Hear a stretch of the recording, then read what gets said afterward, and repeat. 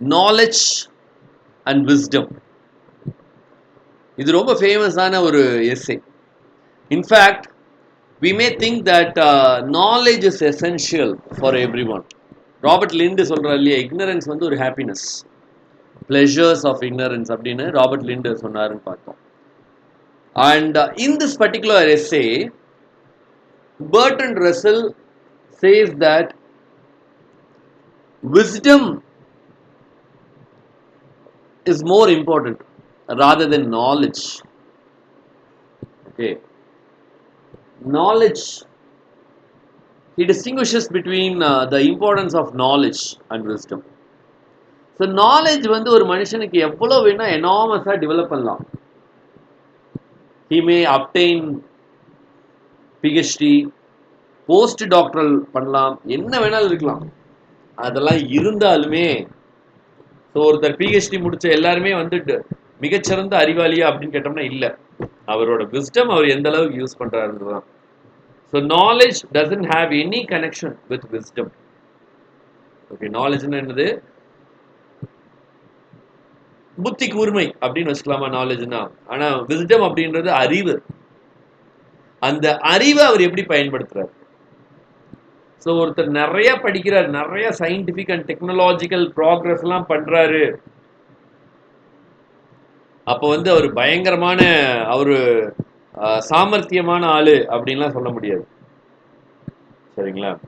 So அவரு wisdom அப்படின்றது படிப்புனால மட்டும் வர்றதில்லை. It is based on experience, human experience. So இந்த எஸ்ஸேல அதை தான் வந்து ராபர்ட் வில்சன் லிண்ட் சொல்றார். ஓகே, ஸோ இந்த எஸ்ஸேல வந்து he has also quoted various people like George William Friedrich Hegel. Hegel அப்படின்ற ஒரு ஹிஸ்டாரியன். அவர் வந்து ஒரு German philosopher cum historian. Hegel வந்து ஒரு புக் எழுதுறாரு. அந்த புக்ல வந்து அவர் என்ன சொல்றாரு அப்படின்னா, நிறைய ஹிஸ்டாரிக்கல் ரெஃபரன்சஸ்லாம் கொடுத்துக்கிட்டே இருக்காரு. கொடுத்துக்கிட்டே வந்து ஒரு இடத்துல என்ன சொல்றாரு அப்படின்னா, ஜெர்மன் பீப்புள் அவங்க தான் Aryans. So Aryans R the for most superior race அப்படின்னு ஒரு வார்த்தையை கொடுத்துட்றாரு. இந்த ஜார்ஜ் வில்லம் ஃப்ரெட்ரிஷ் ஹெகல் சொன்ன இந்த விஷயத்தை தான் லேட்டரா வந்த ஜெர்மன் பிலாசபர்ஸ் நிறைய பேர் பிடிச்சுக்கிறாங்க.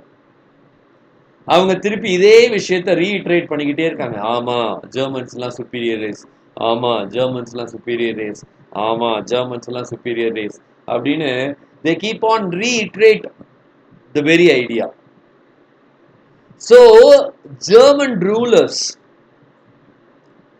for starting from Frederick William the second,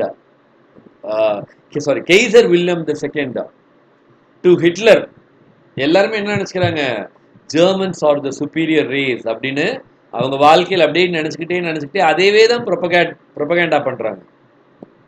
Because of which the world witnessed two great wars.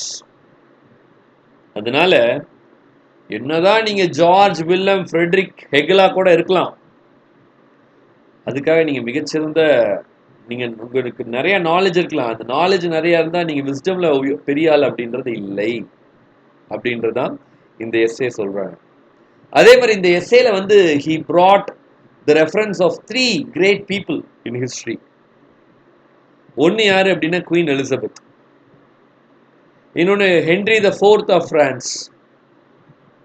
இவங்க ரெண்டு பேரும் வந்து பார்த்தோம் அப்படின்னா during their time they used their wisdom for the best of human beings. யாரு? Queen Elizabeth the first, அதே மாதிரி King Henry the fourth of France. அவங்களோட அறிவை சரியான முறையில் பயன்படுத்தி இந்த உலக நன்மைக்காக அவங்க வந்து கான்ட்ரிபியூட் பண்ணியிருக்காங்க. அதே மாதிரி ஆப்ரஹாம் லிங்கன் அவருடைய பவரை, அவருடைய விஸ்டமை சரியான முறையில் பயன்படுத்தி he used his wisdom for the welfare of society. So அதனால இந்த இதுல வந்து இவர் என்ன சொல்றார் அப்படின்னா, wisdom plays a very vital role rather than knowledge for the development of human life. Wisdom is essential அப்படின்றத சொல்றாரு. ஏன்னா ஆட்டம் பாம். ஆட்டம் பாமோட அந்த ஆட்டமோட நாலேஜ் இருக்க ஒரு ஆள் வந்து நாலேஜ் எல்லாம் எப்படி இருப்பாரு? பயங்கர புத்திசாலியா இருப்பார். சரிங்களா? ஸோ ஆட்டம் பத்தி நாலேஜ் இருக்கவர், ஆட்டம் பாம்பை கிரியேட் பண்ணவர் பயங்கரமான புத்திசாலியா இருப்பார். ஆனா அவரு அந்த புத்திசாலித்தனத்தை நல்ல வகைக்கு செலவு பண்ணாம ஆட்டம் பாம் கிரியேஷன்ல ஸ்பெண்ட் பண்ணதுனால it killed many people. So அப்போ அவரோட நாலேஜ் என்னாச்சு அப்படின்னா, நாலேஜ் வந்து விஸ்டமா கன்வெர்ட் ஆகல, நாலேஜாவா இருந்தது அப்படின்றதுதான் பர்ட்ரண்ட் ரசலோட வாதமாக இருக்கு. ஓகே, ஸோ இந்த எஸ்ஏ பார்க்கறதுக்கு முன்னாடி பர்ட்ரண்ட் ரசலை பத்தி டீட்டெயிலா பார்க்கலாம். So Bertrand Arthur William Russell, he is the third Earl Russell. இவர் வந்து பார்த்தோம் அப்படின்னா British mathematician, philosopher, logician and public intellectual. இவர் வந்து ஏர்லா இருந்திருக்கார். தேர்ட் ஏர்ல் ரசல், OMFRS இருந்திருக்காரு. இதெல்லாம் வந்து OMFRS அப்படின்றது இங்கிலாந்துல இருக்க இம்பார்ட்டண்டான பொலிட்டிக்கல் பர்சனுக்கு கொடுக்குற ஒரு பெரிய ஒரு அங்கீகாரம் மாதிரி. சரிங்களா? ஸோ அவர் வந்து பார்த்தோம் அப்படின்னா நிறைய இம்பார்ட்டண்டான ஒர்க் எழுதியிருக்காரு. இவரோட former teacher A N Whitehead அவரோட சேர்ந்து இவர் வந்து பிரின்சிபியா மேத்தமேட்டிக்கா அப்படின்ற ஒரு இம்பார்ட்டண்டான ஒர்க் எழுதியிருக்காரு. அதே மாதிரி பார்த்தோம் அப்படின்னா ஆன் டினோட்டிங் அப்படின்ற ஒர்க் எழுதியிருக்காரு. இந்த ஆன் டினோட்டிங் அப்படின்ற ஒர்க் வந்து பார்த்தோம் அப்படின்னா பிலாசபியோட ஒரு இம்பார்ட்டண்டான ஒர்க், பேரடிம் ஆஃப் பிலாசபி அப்படின்னு சொல்றாங்க. சரிங்களா? அதே மாதிரி அனலிட்டிக்கல் பிலாசபியில ஒரு ப்ராமினென்டான பர்சனாக பார்க்கப்படுறாரு. இவரோட ப்ரெடிசஸர், இவருக்கு பின்னாடி வந்த இவரோட ஃப்ரெண்டான காட்லாப் ஃபார்ஜ் ஃப்ரிகே, அதே மாதிரி ஜேஇ மோர், அவரோட ஸ்டூடெண்டான லூட்விக் விட்கென்ஸ்டெயின், இவங்க எல்லாமே வந்து பார்த்தோம் அப்படின்னா அனலிட்டிக்ஸ் ஃபிலாசபியில் ரொம்ப எமினென்ட்டான பீப்புள் அப்படின்னு பார்க்குறோம். ஸோ இவர் வந்து ஒரு பிரிட்டிஷ் மேத்தமெட்டிஷியன், லாஜிஷியன், ரைட்டர், அதே மாதிரி ஃபவுண்டர் ஆஃப் அனலிட்டிக் philosophy. இவருக்கு வந்து பார்த்தோம் அப்படின்னா இந்த year 1950 he received Nobel Prize. Okay, so he received Nobel Prize in the year 1950. So இதெல்லாம் பர்ட்ரண்ட் வில்லியமோட இம்பார்ட்டண்ட்டான அச்சீவ்மெண்ட் அப்படின்னு பார்க்கலாம். அவரோட இம்பார்ட்டண்ட்டான புக்ஸ்லாம் பாருங்க. அதில் ரொம்ப ஃபேமஸான புக்ஸ் என்ன அப்படின்னு பார்த்தோம்னா Principles of Mathematics, Philosophical Essay, அதே மாதிரி Unpopular Essay, Problems of Philosophy, அதே மாதிரி Principia Mathematica, இதெல்லாம் இவரோட ரொம்ப இம்பார்ட்டண்டான work. The ABC of Atoms, The ABC of Relativity, Problems of China. Okay, so Bertrand Russell அப்படின்றவர் he is not at all a literature writer, but he received Nobel Prize for Literature. எதுக்கு sir அப்படின்னா அவர் literary ஒர்க்கா, நாவல், poems அது மாதிரிலாம் எழுதல, but அவர் வந்து நிறைய critical பெர்ஸ்பெக்டிவ்ல நிறைய எழுதியிருக்கார். Especially mathematical philosophy, analytical philosophy. சரிங்களா? இதுக்கெல்லாம் ஏகப்பட்ட கான்ட்ரிபியூஷன் பண்ணியிருக்கார். தி ஏபிசி ஆஃப் ஆட்டம்ஸ் எல்லாம் வந்து ரொம்ப இம்பார்ட்டண்ட்டான அவரோட புக்கு. அனாலிசிஸ் ஆஃப் மைண்ட், அந்த ஒர்க்குமே ரொம்ப இம்பார்ட்டண்ட்டான ஒரு ஒர்க். 1921 எழுதியிருக்காரு, தி அனாலிசிஸ் ஆஃப் மைண்ட். அதே மாதிரி Principia Mathematica, principles of mathematics, ABC of atoms, ABC of relativity. So இதெல்லாம் இவரோட இம்பார்ட்டண்ட்டான work. In praise of idleness, எப்படி வந்து நம்மளுடைய ராபர்ட் லிண்ட் வந்து பிளஷர் ஆஃப் இக்னரன்ஸ், இக்னரண்டா இருக்கிறது வந்து ஒரு ஹாப்பியான விஷயம்னு சொல்றாரு இல்லையா, அதே மாதிரி ஐடில்னஸா இருக்கிறத புகழ்ந்து இவர் எழுதியிருக்காரு பர்ட்ரண்ட் ரசல். ஓகே, ஸோ இந்த எஸ்ஏக்குள்ள போகலாம். இந்த எஸ்ஏவும் வந்து பார்த்தோம் அப்படின்னா நம்ம அப்படியே டீட்டெயிலாக பார்க்கலாம், டெக்ஸ்ட் வைஸாக பார்த்தலாம். ஸோ இந்த எஸ்ஏல he distinguishes between knowledge and wisdom. So அவரை பொறுத்த வரைக்கும் wisdom and knowledge are not the same thing. According to Bertrand Russell, wisdom and knowledge are not the same thing. In fact, wisdom அப்படின்றது என்ன அப்படின்னா it has lot of methods for attaining it. அந்த அறிவு முதிர்ச்சி, அறிவு கூர்மை, புத்தி கூர்மை அப்படின்றது வேற, புத்திசாலித்தனம் அப்படின்றது வேற, புத்தி கூர்மை அப்படின்றது வேற. ஓகே, ஸோ இதுல நாலேஜ் அப்படின்றது என்ன அப்படின்னா, நாலேஜ் அப்படின்றது it is a gathering of data and information.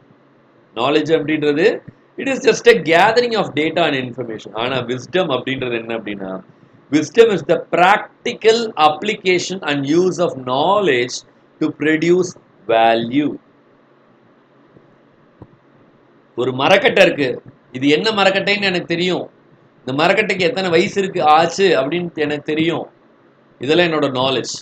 இந்த மரக்கட்டையை எப்படி யூஸ்ஃபுல்லா மனித குலத்தோட மேன்மைக்கு எப்படி பயன்படுத்தலாம், ஒரு சேரா பயன்படுத்தலாம், ஒரு ரைட்டிங் பேடா பயன்படுத்தலாம், இல்ல வேற ஏதாவது இம்பார்ட்டன்டான ஆர்டிகிளா பயன்படுத்தலாம். ஸோ அது wisdom. So wisdom is the practical application and use of knowledge to produce value. நம்ம நிறைய லிட்ரேச்சர்ல படிச்சுக்கிட்டே போறோம், படிச்சுக்கிட்டே போறதுனால என்ன யூஸ், அதை எங்க அப்ளை பண்றோம்? ஓகே, ஸோ ரசல் பொறுத்த வரைக்கும் விஸ்டம் அப்படின்றது என்ன அப்படின்னா, wisdom by describing things to contribute to wisdom. அப்ப இந்த விஸ்டம் அட்டைன் பண்றதுக்கு என்ன வேணும்? சென்ஸ் ஆஃப் ப்ரொபோர்ஷன் வேணும். எந்த ஒரு விஷயத்தை எடுத்தாலும் அதை கேர்ஃபுல்லா அனலைஸ் பண்ற ஆற்றல் வேணும்.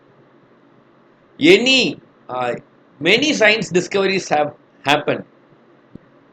அந்த நிறைய சயின்ஸ் டிஸ்கவரிஸ் வந்து மெடிக்கல் ஃபீல்ட்ல மிகப்பெரிய புரட்சியெல்லாம் ஏற்படுத்துச்சு.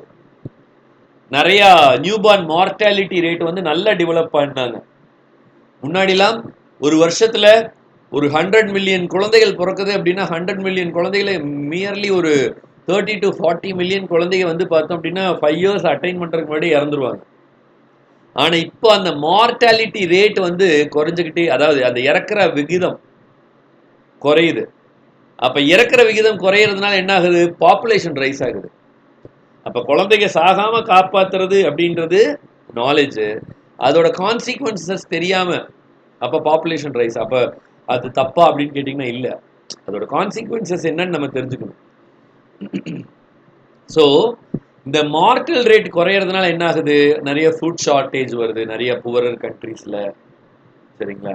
அதே மாதிரி இன்னொரு விஷயமும் சொல்றாரு, நாலேஜ்க்கும் விஸ்டம்க்கும் டிஃபரன்ஸ் எக்ஸ்பிளைன் பண்ணும்போது, ஆட்டம் பாம்போட காம்போசிஷன் என்ன பண்ணுது அப்படின்னா, அதெல்லாம் மிகப்பெரிய அறிவு வேணும். ஒரு ஆட்டம், அது எல்லா ஆட்டம்னாலையும் அட்டாமிக் ஃபிஷனும் ஃபியூஷனும் பண்ண முடியாது. அப்ப அதை கண்டுபிடிக்கிறாங்க. they have been experimenting it for long time. Finally they have discovered that uranium 235 னால தான் என்ன பண்ண முடியும்? அட்டாமிக் ஃபிஷன் பண்ண முடியும், அணுக்கரு பிளவு ஏற்படுத்த முடியும் அப்படின்னு கண்டுபிடிக்கிறாங்க. அப்ப அதை எக்ஸ்பெரிமெண்ட் பண்றாங்க. அப்போ இந்த உலகத்துல எத்தனை டிஃபரெண்ட் டைப் ஆஃப் ஆட்டம்ஸ் இருக்கு, அத்தனை டிஃபரெண்ட் டைப் ஆஃப் ஆட்டம்னாலையும் அட்டாமிக் ஃபிஷன் பண்ண முடியாது. அதை கொஞ்சம் கொஞ்சமா எக்ஸ்பெரிமெண்ட் பண்ணி கடைசியா யுரேனியம்லயும் எல்லா யுரேனியம்லையும் பண்ண முடியும். யுரேனியம் 235 அதுல அட்டாமிக் நம்பர் வந்து 235 இருக்கும்போது தான் அட்டாமிக் ஃபிஷன் பண்ண முடியும் நம்ம கண்டுபிடிக்கிறாங்க. அப்புறம் இன்னொன்று புளூட்டோனியம்லையும் அட்டாமிக் ஃபிஷன் பண்ண முடியும். ஸோ இதுக்கெல்லாம் எவ்வளவு நாலேஜ் வேணும்? இவ்வளோ நாலேஜ் பண்ணி எக்ஸ்பெரிமெண்ட் பண்ணி கண்டுபிடிச்சு அந்த நாலேஜ் எங்க போகுது? டேஞ்சரஸான ஒரு விஷயத்துக்கு தான் போகுது.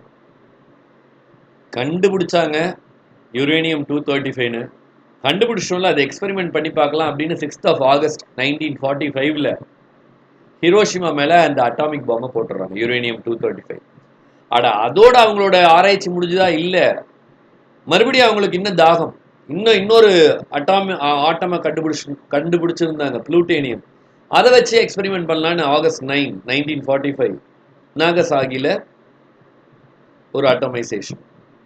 ஸோ அதுதான் பெர்ட்ரண்ட் ரசல் என்ன சொல்றாரு, ஆட்டம்ஸ் காம்போசிஷனை வந்து, நாலேஜ் ஆஃப் ஆட்டம்ஸ் காம்போசிஷனை இந்த உலகம் அழிவுக்காக பயன்படுத்தும் போது அங்க எங்க இருக்கு? அங்க விஸ்டம்னு ஒண்ணு இல்லவே இல்லையே. Then knowledge can be dangerous ஆச்சே அப்படின்னு பெர்ட்ரண்ட் ரசல் சொல்றாரு.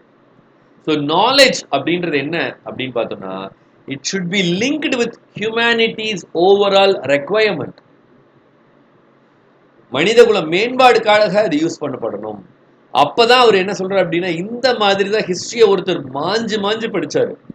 George William Friedrich Hegel, German பிலாசபரான ஜார்ஜ் வில்லம் ஃப்ரெட்ரிக் ஹெகல், அவர் வந்து ஹிஸ்டரியை மாஞ்சு மாஞ்சு படிச்சுட்டு அவர் நிறைய ஒர்க் எழுதுற அந்த எல்லா ஒர்க்லையும் என்ன சொல்றாரு அப்படின்னு பார்த்தோம்னா, ஜெர்மன்ஸ் மாதிரியான ஒரு சுப்பீரியர் இனமே உலகத்துல இல்ல, they are the superior race அப்படின்னு ஒரு ரிசல்ட்டை வந்து கொடுக்குறாரு. அந்த ரிசல்ட்டை பார்த்த உடனே ஹெகலோட புக்கை படிச்சவங்களாம் தன்னைத்தானே ஒரு அதிமேதாவிகளாகவும் தன்னைத்தானே ஒரு பராக்கிரமசாலிகளாகவும் கன்சிடர் பண்ணிக்கிட்டு என்ன பண்றாங்க அப்படின்னா, உலகத்தை அழிக்கிறதுல முக்கியமான வேலை பண்றாங்க. And what is the result? We have witnessed 2 world wars because of Germans' greed, Germans' superiority complex. First World War க்கு காரணம் யாரு? Kaiser Wilhelm II. Kaiser William II, அவர் தான் ஃபர்ஸ்ட் வேர்ல்டு வார் காரணம். செகண்ட் வேர்ல்டு வார் காரணம் யாரு? Undoubtedly Adolf Hitler. சரிங்களா? அதுல என்னதான் அடால்ஃப் ஹிட்லர் வந்து நல்லவர், அவரோட நாட்டுக்காக பார்த்து அது எல்லாம் சொன்னாலும் காரணம் அவர் தான், மாற்றுக்கிறதே இல்லை. இது எல்லாத்துக்கும் காரணம் யாரு? George William Friedrich Hegel. அவர் தான் அவரோட புக்ல அவரோட ஃபைண்டிங்ஸ்ல ஜெர்மன்ஸ் மாதிரியான சுப்பீரியர் ரேஸ் இருக்கவே முடியாது அப்படின்னு ஹிட்லர் என்ன பண்றாரு, ஆமா ஜெர்மன்ஸ் தான் சுப்பீரியர் ரேஸ், ஆரியன்ஸ் தான் சுப்பீரியர் ரேஸ், அப்ப ஜூஸ் எல்லாம் இன்ஃபீரியரான ரேஸ், அப்ப no Jews should be there in Germany அப்படின்னு சொல்லி எல்லா ஜூஸையும் என்ன பண்றாரு, பாய்சன் கேஸ் வச்சு கொல்றாரு, நாட்டை விட்டு துரத்துறாரு, நாட்டை விட்டு போகாதவங்களெல்லாம் ஃபுல்லா அரெஸ்ட் பண்ணி கொல்றாரு பாய்சன் கேஸ் கொடுத்து. எல்லாத்துக்கும் காரணம் என்னது? Over knowledge. அந்த நாலேஜ் விஸ்டமா கன்வெர்ட் ஆகலை. ஸோ நாலேஜ் இருக்கிறது முக்கியம்தான், பட் நாலேஜ் மட்டுமே வச்சுக்கிட்டு சென்டிமெண்டே இல்லைன்னா அவன் அறிவிலிக்கு சமானம் தான். சரிங்களா?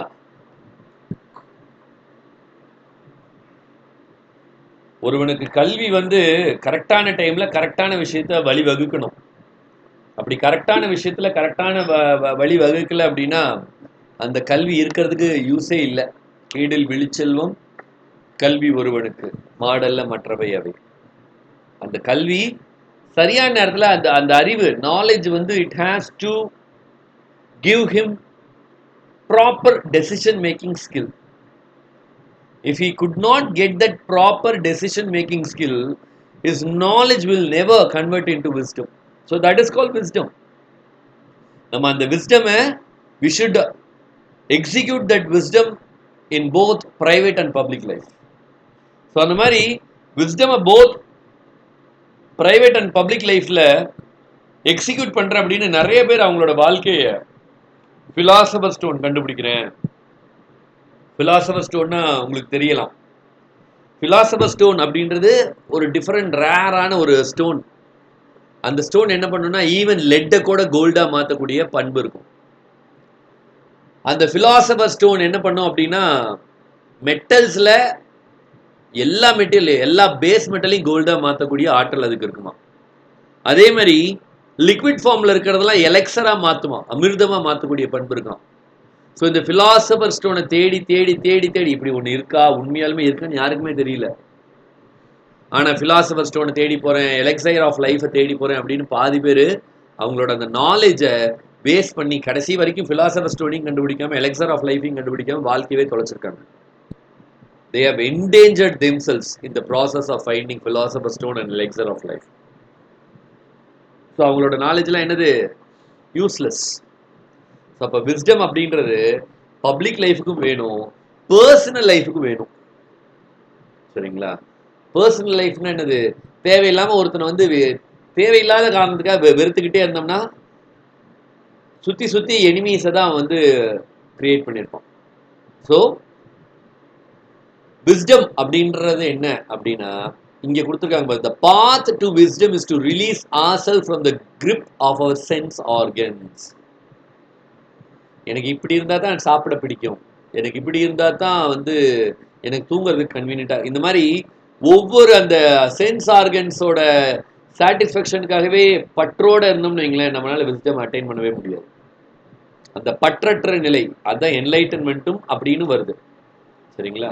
ஸோ இதெல்லாம் தான் சொல்றாரு. என்ன அப்படின்னு பார்த்தோம்னா, வைஸ் மேன் என்ன பண்றாங்க அப்படின்னா, வைஸ் மேன் நான் எவ்வளவு பெரிய ஆள் தெரியுமா, நான் எவ்வளவு பெரிய புத்திசாலி தெரியுமா அப்படின்ற அந்த நிலையை வந்து எவன் ஒருத்தன் கடக்கிறானோ அவன் தான் he can attain wisdom. அவன் தான் என்லைட்டன்மெண்ட்டையும் அடைய முடியும். சரிங்களா? இது நாலேஜா விஸ்டமா அப்படின்னு கேட்டா பர்ட்ரண்ட் ரசல் த்ரூ அவுட் தேர் சே எதை சப்போர்ட் பண்ற அப்படின்னா விஸ்டம் தான் சப்போர்ட் பண்றாரு. நாலேஜ்னால எந்த யூஸுமே இல்லை. நாலேஜ்னால நிறைய விஷயம் தெரிஞ்சுக்க முடியும், பட் விஸ்டம் ஒரு பொருளோட, ஒரு நபரோட, ஒரு இடத்தோட வேல்யூ அவருக்கு அப்பதான் தெரியும். சரிங்களா? ஸோ நாலேஜ் இருக்கும்போது அவனால அந்த செல்ஃபிஷ்னஸை எலிமினேட்டே பண்ண முடியாது. எப்போ அந்த செல்ஃபிஷ்னஸ் எலிமினேட் பண்றானோ அப்ப இருந்து தான் அவனுக்கு வந்து அந்த விஸ்டம் வந்து வரும் அப்படின்றாங்க. அப்போ எஜுகேஷன் என்ன சொல்லி தரணும்? ஒரு குழந்தைக்கு நாலேஜ் டெவலப் பண்றதை மட்டும் சொல்லி தராம, aim of education should teach wisdom to children. How to be a good Samaritan. ஒரு சமரீஷன் பைபிள்ல லூக் அப்படின்ற புக்ல சமரீஷன் பத்தி சொல்லியிருக்காங்க. இந்த சமாரிஷன் யாரு? அவர் தன்னோடவும் அவன் எல்லாத்தோடவும் நல்ல இணக்கமா பழகக்கூடியவன் தான் good சமாரிஷன். He is eager, he is willing to love even his neighbors. அவன் ஃப்ரெண்டா இனிமையெல்லாம் பார்க்காம எல்லாத்துக்கூடையும் அவன் இணக்கமா இருப்பான். அவன் தான் குட் சமாரிஷன் அப்படின்னு லூக் சொல்லுது. அந்த மாதிரி எவன் ஒருத்தன் இருக்கானா அவன் தான் அவனுக்கு தான் வந்து விஸ்டம் வந்து வளர்ந்துருக்கு அப்படின்னு சொல்றாரு. அதனால நாலேஜபிள் பர்சனா இருக்கிறத விட விஸ்டம் நிறைஞ்ச பர்சனா இருக்கிறது தான் முக்கியம் அப்படின்னு சொல்றாரு. ஹிஸ்டாரிக்கலா அதுக்கு 2 எக்ஸாம்பிள் சொல்றாரு. Queen Elizabeth of England and Henry the 6th of France, Henry the 4th of France. இவங்க 2 பேரும் என்ன பண்றாங்க அப்படின்னா, they both eliminated religion in their ruling. எல்லாரும் வந்து இன்ஃபேக்ட் குவீன் எலிசபெத்தோட ஃபாதர் வந்து பார்த்தோம் அப்படின்னா கிங் ஹென்ரி தி 8th, அவர் வந்து ஆங்கிலிக்கனிசம் வந்து ஸ்டார்ட் பண்றாரு இங்கிலாந்துல. ஈவன் குவீன் எலிசபெத்தோட பீரியட்லயும் ஆங்கிலிக்கனிசம் ரொம்ப பயங்கரமா இருந்தது. ஆனா ஆங்கிலிக்கனிசம் ஃபிளரிஷ் ஆகும்போது she doesn't stop Protestantism, she doesn't stop Catholicism. Roman கேத்தலிக்ஸையோ அல்லது பியூரிட்டன்ஸையோ அவங்க வந்து எந்த டிஸ்டர்ப் பண்ணல. ஆங்கிலிக்கனிசம் பற்றி அவங்க வளர்த்தாங்க. சரிங்களா? ஸோ அந்த ரிலீஜியஸ் டாலரன்ஸ் இந்த 2 ரூலரும். அதே மாதிரி ஆப்ரஹாம் லிங்கன் அவரோட ரூல், அவரு பிரசிடென்டா இருக்கும் போதும் என்ன பண்றாரு அப்படின்னு பார்த்தோம்னா, நோ ஒன் இஸ் சுப்பீரியர் அப்படின்ற விஷயத்தை திரும்ப திரும்ப சொல்லிக்கிட்டே இருக்காரு. Based on colour no person has to be ill treated அப்படின்ற விஷயத்த சொல்றாரு. ஸோ இந்த 3 பீப்புளை பர்ட்ரண்ட் ரசல் வந்து அவருடைய எஸ்ஸேல கோட் பண்ணியிருக்காரு. All these 3 people, Queen Elizabeth ஆகட்டும், Henry the 4th of France ஆகட்டும், ஆப்ரஹாம் லிங்கன் ஆஃப் அமெரிக்கா ஆகட்டும், all these people were free from mistakes. They exhibit their wisdom to the core rather than executing their knowledge அப்படின்னு சொல்றார். So அதனால எல்லா மனிதனுக்கும் knowledge ரொம்ப தேவைதான். நாலேஜை தாண்டி விஸ்டம் ரொம்ப தேவை. ஸோ விஸ்டம் அட்டைன் பண்ணோம் அப்படின்னா ஒரு முழு மனசு தேவை. காம்ப்ரிஹென்சிவ் 5 ஃபேக்டர்ஸ் தேவை. What are those 5 factors? Comprehensiveness, ஒரு ஓவரால் ஐடியாலஜி தேவை. ப்ரொபோர்ஷனாலிட்டி தேவை. எந்த இடத்துல எதை செய்யணும், எந்த இடத்துல எதை பேசணும், எந்த இடத்துல எதை எந்த அளவுக்கு பேசணும். So that is needed. Proportionality. Emancipation. Okay, எல்லாரும் சமம், எல்லாரும் ஈக்குவல், எல்லாமே கரெக்டு, எல்லாரும் நல்லவங்க, எல்லாமே சமமானவங்க, அந்த இது வரணும். இம்பார்ஷியாலிட்டி, அன்பயஸ்டா இருக்கக்கூடாது. சரிங்க. Emancipation, impartiality, awareness of human needs and understanding. ஒரு மனிதனுக்கு என்ன தேவையும் அவனுடைய புரிதலையும் தெரிஞ்சுக்கிறது, இதெல்லாம் தான் விஸ்டம் அப்படின்றது. சரிங்களா? அப்போ In order to use knowledge in appropriate way, we need more and more wisdom அப்படின்னு சொல்லி இந்த எஸ்ஏ சொல்றாரு. இந்த எஸ்ஏயோட டெக்ஸ்ட் படி பார்த்தோம் அப்படின்னா, விஸ்டம், நாலேஜ் அண்ட் விஸ்டமான்னு கேட்டால் எல்லாரும் நாலேஜ் தான் சொல்லுவாங்க, ஆனால் விஸ்டம் தான் ரொம்ப முக்கியம் அப்படின்னு ஆரம்பிக்கிறாரு. அதில் நிறைய சயின்டிஃபிக் மெடிசன்லாம், மாடர்ன் மெடிசன்லாம் என்ன பண்ணுது, நிறைய இன்ஃபேண்ட் டெத் ரேட் எல்லாம் கம்மி பண்ணியிருக்கு. வெறும் யூரோப் அமெரிக்காவில் மட்டும் கம்மி பண்ணல, ஆப்பிரிக்காலையும் கம்மி பண்ணியிருக்கு, ஆப்பிரிக்கா அண்ட் ஏஷியாவில். ஸோ டெத் ரேட் குறைஞ்சதுனால நல்லது அப்படின்னு நினச்சிட்டு இருப்போம். இல்லை, இதனால இன்னொரு கெடுதலும் நடக்க போகுது. என்ன கெடுதல்? எல்லாத்துக்கும் ஃபுட், உணவு பற்றாக்குறை வந்திருக்கும். இப்போ நமக்கு எல்லாத்துக்கும் என்ன இருக்கு, வேலை வாய்ப்பின்மை, அது மாதிரி நிறைய வருது இல்லையா? ஸோ அது அந்த கான்சிக்வன்சஸையும் அண்டர்ஸ்டாண்ட் பண்ணணும். அதனால மார்டாலிட்டி ரேட் குறையிறது அப்படின்றது கெடுதல் அவர் சொல்ல வரல, இதோட கான்சிக்வன்சஸ் இதை நம்ம தெரிஞ்சுக்கணும். சரிங்களா? அப்போ இந்த ஹியூமன் ரேஸோட டெவலப்மெண்ட்டுக்காக அவங்களோட நாலேஜை கரெக்டா யூஸ் பண்ணணும். அப்போ அதுக்கு தான் காம்ப்ரிஹென்சிவ்னஸ் அப்படின்னு சொல்றாரு. சரிங்களா? இந்த காம்ப்ரிஹென்சிவ்னஸ் அப்படின்னா இந்த நாலேஜை சரியா ஓவராலா எப்படி பயன்படுத்தணும் அப்படின்றத காம்ப்ரிஹென்சிவ்னஸ், கம்ப்ளீட்டா அந்த நாலேஜை யூஸ் பண்றது, அதுதான் விஸ்டம். அப்ப நிறைய ஹிஸ்டோரியன்ஸ் அப்படிதான் சொல்றாங்க. எஸ்பெஷலி ஜெர்மன்ஸ் எல்லாம் வந்து பார்த்தோம் அப்படின்னா ஒரு சுப்பீரியர் பிரீட் அப்படின்னு 400 AD அப்படியே சொல்லிக்கிட்டே இருக்காங்க.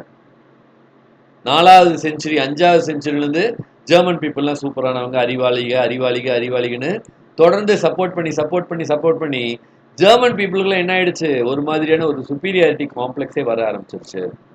அதே மாதிரி பார்த்தோம் அப்படின்னா இந்த நிறைய பீப்புள் தன்னோட லைஃப்ல பிலாசபர் ஸ்டோனையும் எலெக்சர் ஆஃப் லைஃபையும் தேடி போய் அவனோட வாழ்க்கையே வந்து லூஸ் பண்ணிட்டாங்க. சரிங்களா? அதே மாதிரி ஒரு பர்சன், 2 பர்சன் இருக்காங்கன்னு வைங்களேன், Mister A and B. Mister ஏவோட ஆப்போனன்ட் தான் மிஸ்டர் பி அப்படின்னு வச்சுக்கோமே. இந்த மிஸ்டர் பி கூட யாராவது ஃப்ரெண்டானா ஏக்கு பிடிக்காது. அப்ப பியோட ஃப்ரெண்டா இருக்கவனுக்கு ஏ, அவனோட பெர்ஸ்பெக்டிவ்ல ஏ கெட்டவன், ஏவோட ஃப்ரெண்டா இருக்கவனுக்கு அவனோட பெர்ஸ்பெக்டிவ்ல பி கெட்டவன். ஸோ இந்த மாதிரி வித்தவுட் நோயிங் ரியல் ட்ரூத், சரிங்களா, அவங்களோட பெர்செப்ஷன் படி ஒரு விஷயத்தை இது பண்ணக்கூடாது அப்படின்றாங்க. அப்போ விஸ்டம்க்கு என்ன தேவை? சஃபிஷியன்ட் பேஷன்ஸ் தேவை, சஃபிஷியன்ட் பர்சுவேசிவ்னஸ் தேவை. சரிங்களா? ஸோ அதெல்லாம் தேவை அப்படின்றாங்க. அதே மாதிரி விஸ்டம் என்ன பண்ணணும் அப்படின்னு பார்த்தோம்னா, எமான்சிபேஷனை எஸ்டாப்ளிஷ் பண்ணணும். அந்த ப்ரெஜுடைஸ் இல்லாமல் எல்லாரும் சமம், எல்லாரும் நண்பர்கள், எல்லாம் ஒரு தாய் மக்கள் அப்படின்ற ஒரு உணர்வு வரணும் அப்படின்னு விஸ்டம் சொல்றாங்க. அண்ட் அந்த இன்ஃபேண்ட்டை பற்றி அதெல்லாம் சொல்கிறாங்க. என்ன அப்படின்னா, அந்த இன்ஃபேண்ட் மார்டல் ரேட் குறையிறதுனால என்னென்ன ஆகுது. அதே மாதிரி விஸ்டமாக நம்மளோட நாலேஜை பயன்படுத்தி எல்லாரும் அந்த குட் சமாரிஷன் ஒரு நல்ல மனிதனாக, ஒரு நல்ல மெய்ப்பனாக, ஒரு நல்ல மனிதனாக இந்த பூமியில வாழணும் அப்படின்னு லூக் சொல்றதன்படி நம்மளும் அதே மாதிரி நடந்துக்கிட்டோம். கம்யூனிஸ்டா இருக்கலாம், அல்லது ஆன்டி கம்யூனிஸ்டா இருக்கலாம். அப்படி இருக்கும்போது என்ன ஆகலாம் அப்படின்னு பார்த்தோன்னா, ஒருத்தரை நம்மளால் நேசிக்கக்கூடிய திறனை வளர்த்துக்க முடியும் அப்படின்றாங்க. குயின் எலிசபெத்தையும் ஹென்ரி த ஃபோர்த் ஆஃப் பிரான்சி சொல்லும்போது, குயின் எலிசபெத்து ப்ராட்டஸ்டன்ட்டு, கேத்தலிக்ஸு அவங்களெல்லாம் ரொம்பலாம் இல்ட்ரீட் பண்ணல. அவங்க இஷ்டத்தை, அவங்க ரிலிஜனை ஃபாலோ பண்ண விட்டாங்க. அதே மாதிரி தான் King Henry the fourth of France, அவரும் ப்ராட்டஸ்டன்ஸ் வந்து இல்லை, கேத்தலிக்ஸ் தான், ரோமன் கேத்தலிக்ஸ் தான் பிரான்ஸ்குள்ளே இருக்கணும் அப்படின்லாம் சொல்லலை. எவன் என்னென்ன ரிலிஜன் ஃபாலோ பண்ணோன்னா அதை ஃபாலோ பண்ணட்டும், எவனுக்கு என்ன சாப்பிட தோணுதோ அவன் அதை சாப்பிடட்டும் அப்படின்றாங்க. அதே மாதிரி தான் ஆப்ரஹாம் லிங்கன், ஒரு ஒடுக்கப்பட்டவனை ஓங்கி இருப்பவன் அடிக்கும் போது ஒடுக்கப்பட்டவனுக்கு பக்கபலமா இருந்து சமமா சண்டை போட்டார். ஸோ இதுதான் விஸ்டமோட அவசியம். So he conducted a great war without ever departing from what I have called wisdom. So அப்போ ஒரு டிகிரிக்கு என்ன தேவை? விஸ்டம் தான் ரொம்ப தேவை. அப்போ நாலேஜ் மாரல்ஸ்லாம் வந்து தனித்தனியா என்ன பண்ணணும், செப்பரேட் பண்ணணும். எஜுகேஷன் இதில் முக்கியமான பங்கு வகிக்கணும். அப்போ நாலேஜ் ஸ்கில்லெல்லாம் டெவலப் பண்ணும்போது ஆட்டோமேட்டிக்காக விஸ்டம் வந்து என்னாகும், ரொம்ப அவசியமான ஒன்றாகும். ஸோ விஸ்டம் ஒரு ஆள் டெவலப் பண்ணிக்கும் போது ஆட்டோமேட்டிக்கலாக the world will be a better place to live அப்படின்னு சொல்லி இந்த எஸ்ஸேவை முடிக்கிறாங்க, நாலேஜ் அண்ட் விஸ்டம்.